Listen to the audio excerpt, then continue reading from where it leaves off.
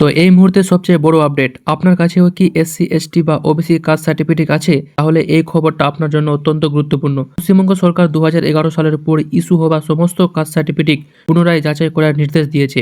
কারা এই সমস্যায় পড়তে পারে এবং কারা এই সমস্যায় পড়বে না, কাদের সার্টিফিকেট যাচাই করা হবে, সমস্ত কিছুই কিন্তু আলোচনা করব আজকের এই ভিডিওতে অফিসিয়াল আপডেটের সঙ্গে। এই মুহূর্তে একটা নোটিশ প্রকাশিত হয়েছে এবং সেখানে কিন্তু সমস্ত কিছুই লেখা আছে যে কাদেরকে যাচাই করাতে হবে এবং কাদেরকে যাচাই করাতে হবে না, কোথায় যাচাই করাতে হবে, সমস্ত কিছু কিন্তু A to Z কিন্তু সেই নোটিশে লেখা আছে। তো দেখুন, এটা আছে সেই নোটিশটা। এটা কিন্তু 18 তারিখে কিন্তু পাবলিশ করা হয়েছে। দেখুন ডেট লেখাই আছে এখানে 18/6/2026, অর্থাৎ 18 থেকে পাবলিশ করা হয়েছে। এই নোটিশটা কিন্তু BCW সেকশন থেকে প্রকাশিত করা হয়েছে এবং এই নোটিশে কি কি লেখা আছে আমরা সমস্ত কিছুই কিন্তু দেখব। আর এটাকে কিন্তু আমি নিচে কোয়েশ্চেন অ্যান্সার আকারে সাজিয়ে দিয়েছি, সেটাই কিন্তু আপনাদেরকে বলছি।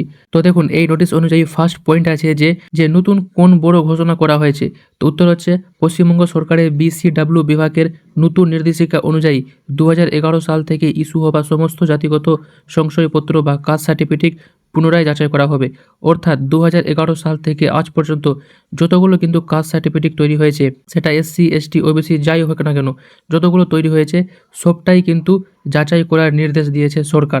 ঠিক আছে, তারপরে নেক্সট পয়েন্ট দেখুন, বলা হয়েছে কেন এই পুনর্যাচাই করা হচ্ছে। তো উত্তর হচ্ছে যে সরকারের কাছে অভিযোগ এসেছে যে কিছু মানুষ ভুল তথ্য দিয়ে বা অনিয়মের মাধ্যমে কাস্ট সার্টিফিকেট সংগ্রহ করেছে। অর্থাৎ সরকারের কাছে কিন্তু অনেক অভিযোগ এসেছে এবং আপনারাও জানেন যে বর্তমানে কিন্তু অনেক এরকম ব্যক্তি আছেন যারা কিন্তু এসসি এসটি ওবিসি সার্টিফিকেট পাওয়ার যোগ্য নাই, তারাও কিন্তু কোনো রকম করে এসসি এসটি এবং ওবিসি সার্টিফিকেট তৈরি করে নিয়েছেন, হয় টাকা দিয়ে হোক বা অন্য কোনোভাবে কিন্তু তারা কিন্তু জালি এসসি এসটি ওবিসি সার্টিফিকেট বানিয়ে দিয়েছে। সেগুলোকেই কিন্তু বাদ দেওয়ার জন্য কিন্তু পুনর্যাচাই কিন্তু করা হবে। তারপরে দেখুন নেক্সট বলা হয়েছে কারা এই যাচাইয়ের আওতায় আসবে।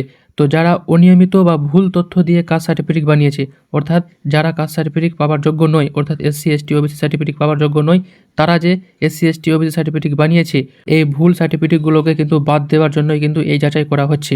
তারপরে নেক্সট পয়েন্ট দেখুন, বলা হয়েছে সন্দেহজনক সার্টিফিকেটের বিরুদ্ধে কী করতে হবে। যদি কারো সম্পর্কে এমন তথ্য জানা যায় তাহলে সংশ্লিষ্ট বিডিও অফিসে গ্রামীণ এলাকায় এবং এসডিও অফিসে শহর এলাকায় লিখিত অভিযোগ জমা করতে হবে।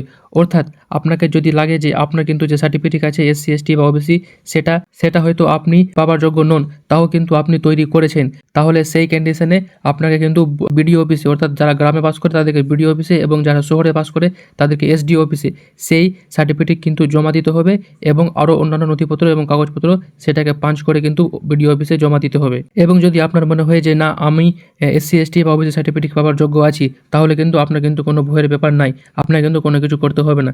যাদের কিন্তু জালিয়াতিভাবে কিন্তু তৈরি করেছে তাদেরকেই কিন্তু এটা জমা দিতে হবে। ভুলভাবে সেই সার্টিফিকেট তৈরি করে থাকেন তাহলে কিন্তু আপনাকে জমা দিতে হবে। এবং যদি আপনি কিন্তু জমা না দিন, তাহলে যখন পরবর্তীতে আবার যখন বাড়ি বাড়ি কিন্তু যাচাই করা হবে, তখন যদি ধরা পড়েন তাহলে কিন্তু আইনিভাবে কিন্তু প্রশাসনিক ব্যবস্থা নেওয়া হবে। অর্থাৎ এটাই ভালো আছে, যদি আপনার যদি জালিয়াতিভাবে যদি তৈরি করে থাকেন তাহলে কিন্তু এসডি অফিসে বা বিডিও অফিসে কিন্তু আমাদেরকে সেই কাস্ট সার্টিফিকেট কিন্তু জমা করতে হবে। তারপর দেখুন 6 বলা হয়েছে সাধারণ মানুষের বৈধ কাস্ট সার্টিফিকেট কি বাতিল হবে। অর্থাৎ বলা হয়েছে যে সাধারণ মানুষের কি কোনো সমস্যা হবে।